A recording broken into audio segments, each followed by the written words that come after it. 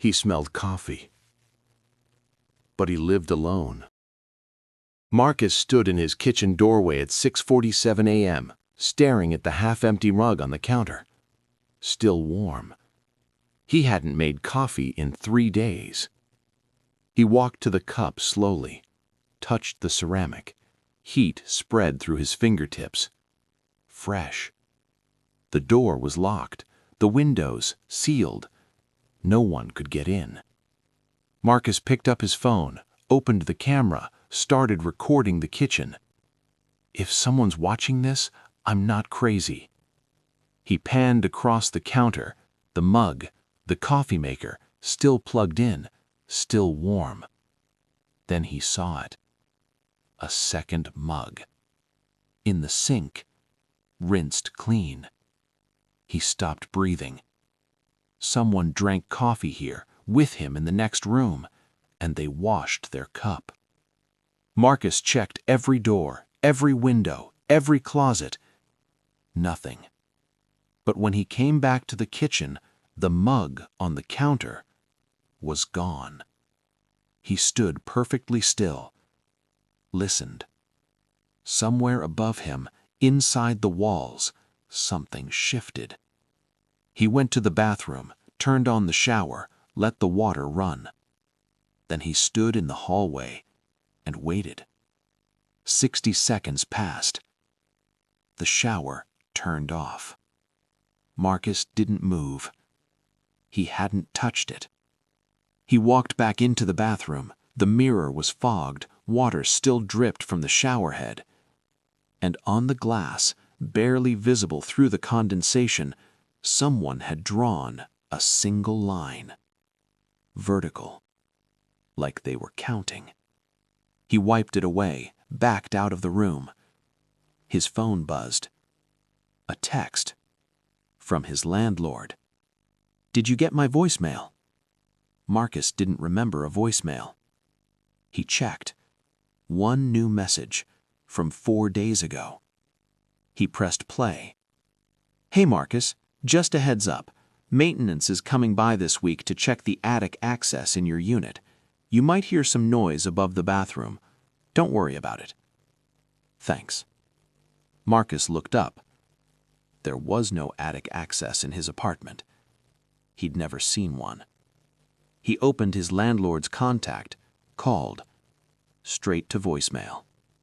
He texted back, "Where's the attic access?"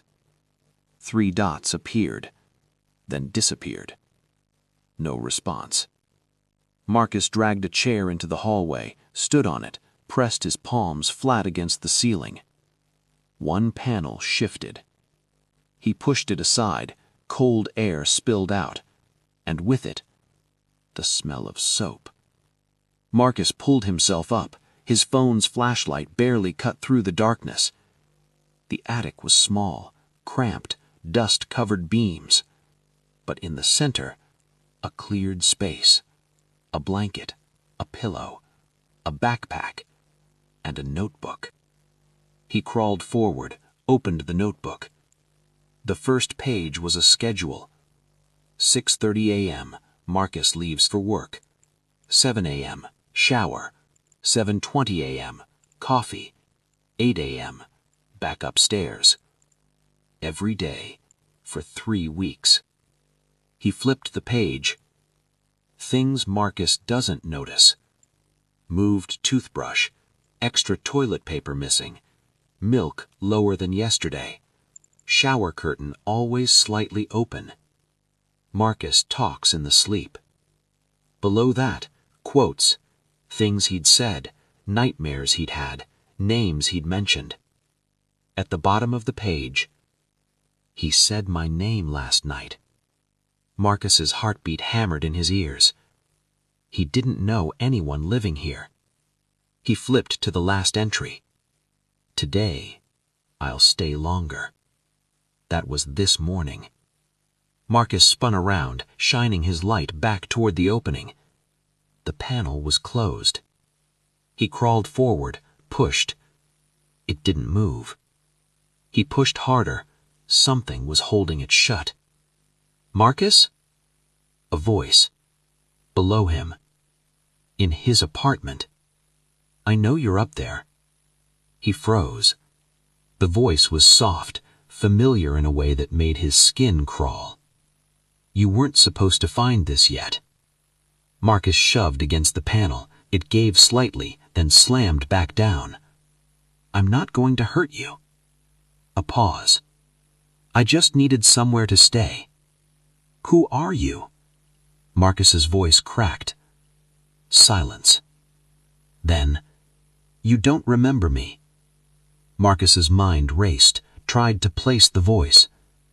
"We met 2 years ago, at the lease signing." His stomach dropped. 2 years ago, the day he moved in. There had been someone else in the rental office, sitting in the waiting area. They'd made eye contact, smiled. Marcus barely remembered. "You said you liked my jacket." He did say that, a passing comment, polite, forgotten 5 minutes later. "I came by a few times after that, just to see if you were okay. You seemed lonely." The voice was calm, too calm. "Then one day the landlord left the attic panel open, and I thought maybe I could help." "Help?" Marcus's voice cracked. "I kept things clean, made sure you had food. You never eat enough, Marcus." A soft laugh. "I even answered some of your emails once. You left your laptop open." Marcus remembered. 3 months ago, an email to his boss. He'd been sure he never sent it, but it was in his sent folder. He thought he'd blacked out. "I was helping." "Let me out." Marcus's voice was shaking now. "Please." Footsteps below. Slow, deliberate. "I can't do that." "Why not?" "Because you'll call someone, and they'll take me away." A pause. "And then you'll be alone again." Marcus slammed his shoulder into the panel, again. It cracked, shifted slightly. "Stop." A voice wasn't calm anymore. He hit it one more time. The panel flew open. Marcus dropped through, landed hard on the hallway floor, scrambled to his feet. The apartment was empty. He ran to the door, locked, deadbolt still turned from the inside. The windows, still sealed. No one. His phone rang. Unknown number. He answered. "You shouldn't have done that." The line went dead. Marcus stood in the center of his apartment, breathing hard. He grabbed his keys, his wallet, walked to the door, unlocked it, opened it, and stopped. On the doormat outside, his coffee mug, the one that had disappeared, still warm. He looked left, right. The hallway was empty, but at the far end, near the stairwell, a door was closing, the one that led to the roof. Marcus didn't follow. He stepped back inside, locked the door, called the police. They came, checked the attic, found the blanket, the notebook, took statements. No prints matched anyone in the system, no witnesses. The case went cold. Marcus moved out a week later, new apartment, new locks, new city. He didn't tell anyone the address. For 6 months, nothing. Then, one morning, he woke up to the smell of coffee. He walked into the kitchen, a mug on the counter, still warm, and on the table, a note. "I found you." Marcus picked up the note, turned it over. On the back, in the same handwriting, "You still don't lock the window in the bathroom." He ran to the bathroom. The window was open, just an inch. He slammed it shut, locked it, turned around, and saw it. On the mirror, not fogged this time, written in soap. tally marks. Dozens of them. One for every day they'd been watching. Marcus left the apartment that morning. He never went back. But sometimes, late at night, he checks his phone and sees texts that weren't there before. You look tired. You should eat more. I'm still helping.